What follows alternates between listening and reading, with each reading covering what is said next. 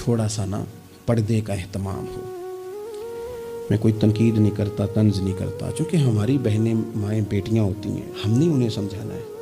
ان کو ذرا سمجھائیں، ان کو یہ بتائیں کہ قیمتی چیزیں جو ہوتی ہیں وہ پردوں میں ہوتی ہیں۔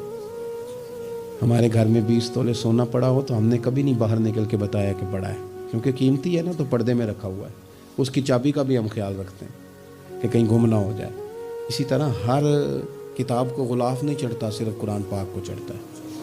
انہیں بتاؤ کہ ساری بیویاں پردہ نہیں کرتی، صرف سیدہ عائشہ صدیقہ کی کنیزیں کرتی ہیں، صرف سیدہ فاطمہ کی کنیزیں کرتی ہیں۔ تھوڑا سا نا پردے کا اہتمام۔ شادی بیاہ پہ تو بالکل ہی معاملہ گڑبڑ ہے، اور پوری تیاری کر کے عورتیں معاذ اللہ آ جاتی ہیں۔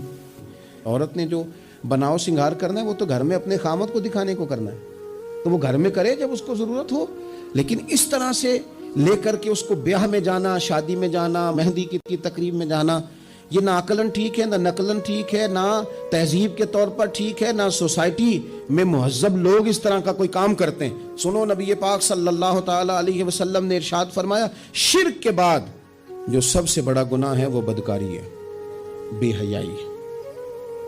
اور نبی پاک علیہ السلام نے فرمایا کچھ عورتیں ایسی ہیں جو لباس پہن کے بھی ننگی ہیں۔ فرمایا یہ وہ عورتیں ہیں جنہیں اللہ تبارک و تعالی جنت کی ہوا بھی عطا نہیں کرے گی، خوشبو تک نہیں ملے۔ ان کو یہ سمجھائیں۔ یہ آج کل بڑا عروج ہے شادیوں کا۔ خواتین مہربانی کریں، اپنے اوپر رحم کھائیں، نہ اللہ کی نافرمانی مول لیں۔ ماؤں بہنوں بیٹیوں، پھر روتی ہو، دکھ سناتی ہو، کہتی ہو بڑی ساری آزمائش میں ہیں، تو اگر تکلیف میں ہو تو پھر تو رحمت والے کام کرو نا۔ بندہ تکلیف میں بھی ہو، دکھوں میں بھی، اور کام عذاب والے کرے تو اسے کس طرح کر کے آسانی میسر آئے گی؟ اس لیے شریعت اسلامیہ کے دائرے کے اندر وقت گزاریں۔